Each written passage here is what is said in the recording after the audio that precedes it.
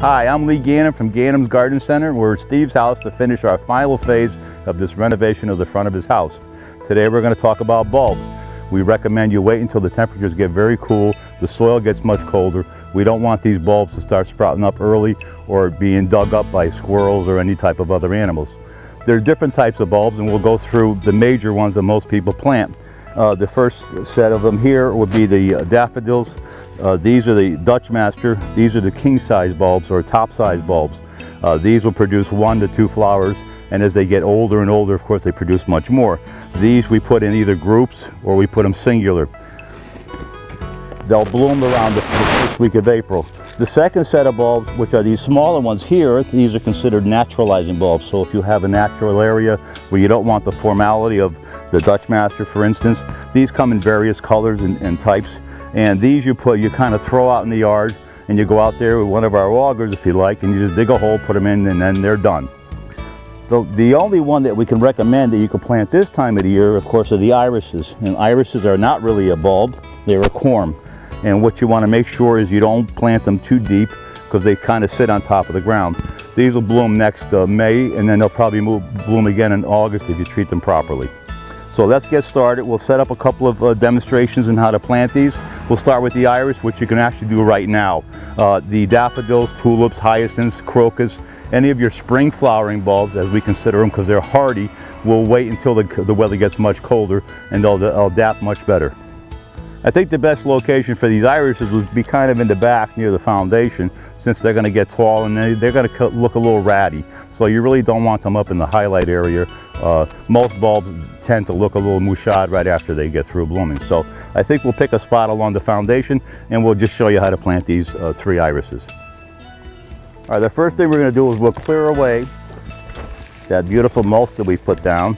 We want to space these about 6 or 8 inches apart, actually, so that they have a little bit of spreadability. So just move the mulch out of the way a little bit. And then we just kind of dig a little trench over here. We don't have to go very deep because they don't go very deep in the soil. So we're just going to kind of lift up the soil. And we'll put the dirt over here on this rock so we can pick it up later and bring it back. Of course, we still have a lot of roots in here.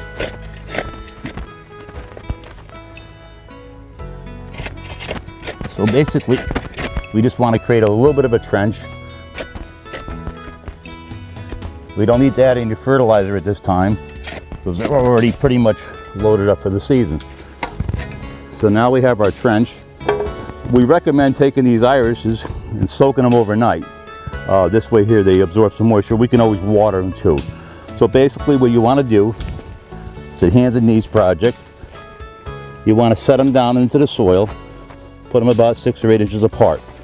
And basically take your soil, take all the roots out of it, of course, and we want to build this up just a little bit so that they're just sticking out of the ground about halfway. You really don't want to bury these. Just kind of recess them in there. We'll add a little bit of soil here to keep the depth about the same, and just barely cover those roots with some soil. We just want them to peek out of the soil just a little bit. These are probably the easiest corms to plant because they don't take a lot of depth. You want to loosen the soil up. Of course, remember that if your soil isn't that great, add that bumper crop product that we sell, which will make these things grow like crazy. So basically we have them all set. The corm is just basically above the ground, just a little bit. And we'll move some of this stuff out of the way. And just take this mulch and put it right back, nicey. And then we'll water all this later.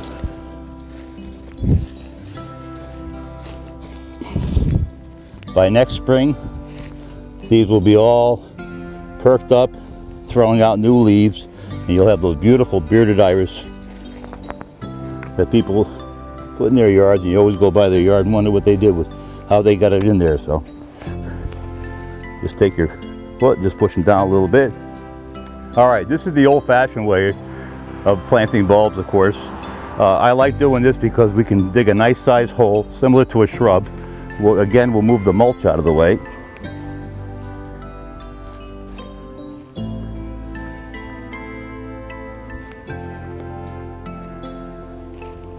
Now we want to dig this hole about 6 inches deep. Let's do it the smart way.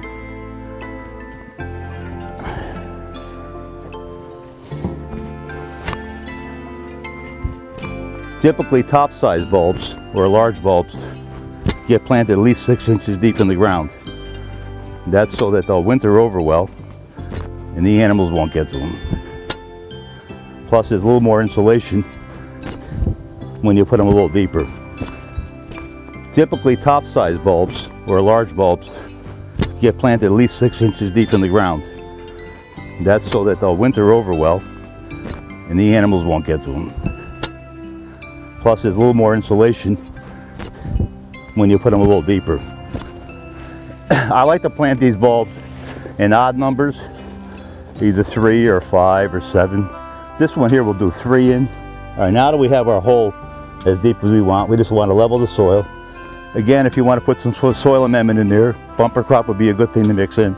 This soil looks pretty good, so we just leave it the way it is. Just take and set the bulbs exactly where you want them, about 6 inches apart. Take your soil,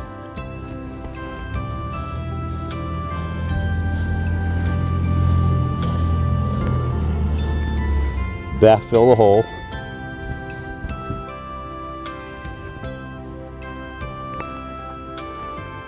so we bring it up to soil level, and then we can put the mulch right back on top.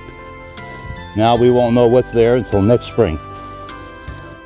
Now if you have rodents or rabbits, squirrel, deer problems, we recommend putting Milorganite right over the top of these next spring when they start to sprout out of the ground. Okay, now we're going to plant some naturalizing bulbs. These are the smaller bulbs that you can buy a lot less expensive in a bag. These we're going to come up in multiple colors. They're not going to be a straight hybrid like the Dutch Masters we planted, but these are very nice. And as they get older, of course, they have more babies, so you'll have tons and tons of them. So these we'll put along the edge over here. And we're going to use a nice little handy auger you can buy. These come in different widths, inch, inch and a half, 2 inch, depending on the bulb. Since these bulbs aren't really that big, this is the perfect auger. If you want to put them 6 or 8 inches and you don't know where it is, you can put a little piece of tape so that when you start to drill into the hole, you'll know exactly how deep you're going to go. So we're just going to drill a couple of holes.